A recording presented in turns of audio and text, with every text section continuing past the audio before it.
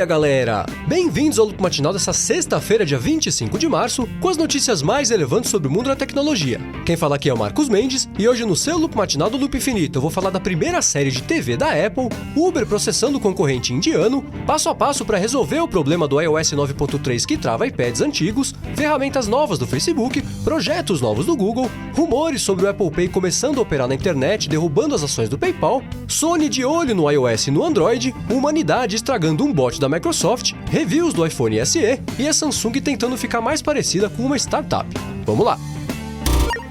Eu começo o episódio de hoje falando sobre a Samsung, que de acordo com a Reuters, anunciou que vai começar a mudar a cultura da empresa, deixando a operação como um todo mais parecida com a operação de uma startup. Na prática, isso significa que a empresa vai diminuir o número de níveis hierárquicos de diversos departamentos e vai investir numa comunicação mais frequente entre a liderança e os funcionários da companhia. Num comunicado, a Samsung falou que essa reforma da cultura da empresa e a reestruturação dos cargos tem como objetivo agilizar os processos e as execuções de planos dentro da empresa para que eles consigam evoluir num passo mais acelerado, exatamente como as startups fazem. Segundo a Reuters, essa iniciativa da Samsung é uma tentativa de conter gastos e deixar toda a operação mais enxuta para enfrentar a desaceleração que vem atingindo todos os departamentos da companhia. Agora eu vou falar rapidamente do iPhone SE, que já está nas mãos de alguns jornalistas de tecnologia e por conta disso, alguns sites já vêm fazendo matérias de primeiras impressões, reviews, falando mais ou menos o que já era esperado, né? Em especial, quando comparado com o iPhone 5S, que apesar de ser de 2013 é o aparelho que a Apple substituiu com o iPhone SE, ele apresenta uma melhora bastante significativa de processamento, câmera e rapidez, nenhuma surpresa aí, mas a informação que mais surpreendeu foi em relação à duração da bateria. De acordo com o Wall Street Journal, que fez uma série de testes comparando esse aparelho com os iPhone 6S, 5S e o Galaxy S7 da Samsung, a bateria do SE é bem superior, chegando a durar 2 a 3 horas a mais do que a dos outros aparelhos. Por isso, se a duração da bateria é uma prioridade para você, vale bastante a pena ou fazer o upgrade do SE caso você tenha um 5S, ou então fazer uma espécie de downgrade do tamanho da tela caso você tenha um 6S ou um Galaxy S7. Agora o assunto é a Microsoft, que foi o alvo de um pesadelo de relações públicas nos últimos dias por conta de um sistema de inteligência artificial que eles criaram e estrearam no Twitter, que basicamente era um bot que conversava com as pessoas e ia aprendendo e evoluindo conforme as pessoas iam interagindo com ele. Com o simpático nome Tay, o bot apareceu no Twitter na quarta-feira e tinha a personalidade de uma menina, uma adolescente, ela era bem simpática, os primeiros tweets dela falavam sobre como as pessoas são legais, como a vida é bacana, ela era bem positiva, bem divertida, mas conforme as pessoas foram mandando mensagens terríveis e mal educadas pra ela, cheia de xingamentos e absurdos, ela foi aprendendo essas coisas e a personalidade dela foi mudando. Ela começou a ficar cada vez mais agressiva, cada vez mais preconceituosa, e antes da Microsoft resolver abortar o projeto e tirar o perfil da Tay do ar, ela já estava falando que o George Bush era responsável pelos ataques terroristas de 11 de setembro de 2001, que o Adolf Hitler não tinha feito nada de errado e também não poupava críticas ao feminismo. Outra coisa que o bot começou a fazer foi chamar os usuários de Daddy e oferecer, digamos, serviços afetivos e carinhosos virtualmente. A Microsoft não se pronunciou oficialmente a respeito da retirada da Tay do ar, mas antes de desativar a conta, ela tweetou uma mensagem como se fosse uma frase da Tay, dizendo alguma coisa como: "Ufa, que dia corrido, vou ficar fora do ar por um tempo para absorver isso tudo. Vamos voltar a conversar em breve." Será?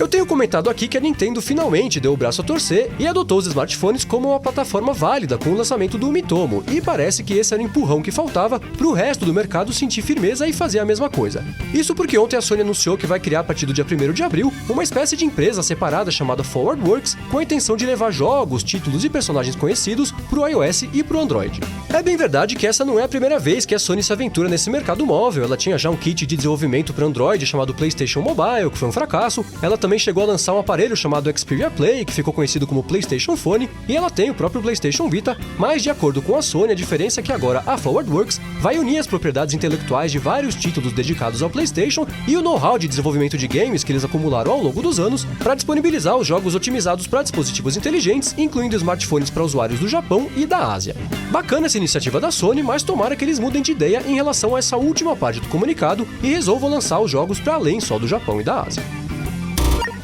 Agora eu vou falar do Apple Pay, que de acordo com o Recode, vai poder ser adotado por vendedores online e por plataformas de e-commerce até o final do ano. Segundo o site, o sistema só vai funcionar no Safari para iOS e em iPhones e iPads equipados com o Touch ID, mas a Apple também vem estudando formas de levar a novidade para os Macs, apesar de ainda não estar muito certo se isso vai acontecer logo de cara quando a novidade for lançada. O Recode termina a matéria dizendo que a Apple já começou a avisar alguns parceiros potenciais de comércio eletrônico que eles estão preparando para lançar isso aí, e que o anúncio público dessa novidade pode acontecer durante a WWDC, que tradicionalmente rola em junho. Agora o assunto é o PayPal, que teve um dia bem difícil ontem por causa da notícia do Recode sobre o Apple Pay. Isso porque no início do dia, quando o Recode publicou a matéria, as ações do PayPal já começaram o pregão na bolsa de valores Nasdaq em queda de 9%, mas a ação foi se recuperando ao longo do dia, tendo fechado em queda de 3,95%, o que é ruim, mas pelo menos não é nem metade de como o dia começou. O PayPal hoje é um dos maiores sistemas de pagamentos online do mundo e, sem dúvida, eles são quem mais tem a perder com a eventual chegada do Apple Pay às plataformas web. Ironicamente, hoje a empresa é parceira da Samsung, ajudando a fazer o Samsung Pay funcionar, e por isso as chances da empresa conseguir fazer alguma parceria com a Apple para não correr o risco de sair perdendo com a chegada do Apple Pay na web são bem pequenas. Agora eu vou falar de dois projetos que o Google vem desenvolvendo de forma silenciosa, sendo os dois duas respostas do Google à concorrência em diferentes segmentos. Primeiro, o projeto de assistente de voz. Segundo o jornal The Information, o Google vem trabalhando num produto que vai concorrer diretamente com o Amazon Echo, que é aquela caixa de som da Amazon que é conectada à internet e tem uma assistente virtual embutida. Essa informação apareceu de passagem, quase escondida numa matéria do Information a respeito da Nest, que é a empresa do Tony Fadell, que foi comprada pelo Google, e na matéria do Information, eles dão a entender que existe um desentendimento crescente, uma turbulência cada vez maior entre a liderança do Google e a liderança da Nest. Já o segundo projeto vai chegar para concorrer com o Periscope do Twitter e ele se chama YouTube Connect. Desde que apps como o Meerkat e o Periscope apareceram, todo mundo se perguntava como é que o YouTube ainda não tinha um aplicativo igual que permite que qualquer pessoa com o celular na mão comece uma transmissão ao vivo pela internet para quem quiser assistir. Recentemente o Facebook também entrou nessa brincadeira, lançou uma plataforma de vídeo ao vivo própria e só faltava o YouTube entrar na roda, mas de acordo com o site VentureBeat, o YouTube Connect deve chegar em breve e vai funcionar tanto para iOS quanto para Android.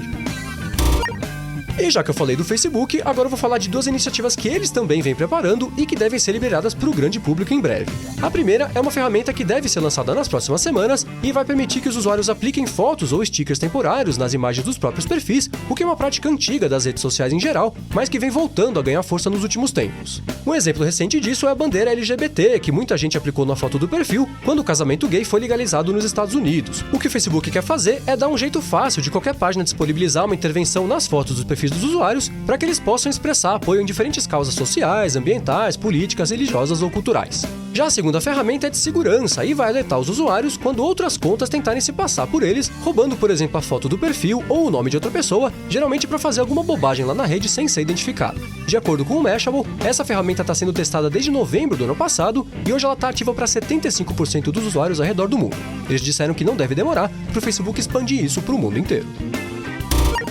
Ontem eu comentei aqui a respeito de um erro do iOS 9.3 que vem acontecendo em iPads mais antigos e travam o aparelho geralmente na tela de ativação. Eu comentei que a Apple não tinha ainda reconhecido oficialmente o problema, mas que ela provavelmente não ia demorar muito para fazer alguma coisa a respeito. E ela fez. Ontem ela publicou um guia com 3 possíveis soluções para o problema e caso você esteja sendo afetado por isso, tem um link aqui na descrição do episódio que leva para essa página especial da Apple que conta com passo a passo para cada solução. Como esse guia está em inglês, também tem um link para a matéria do blog do iPhone que traduz o passo a passo dessas 3 possíveis soluções para o português.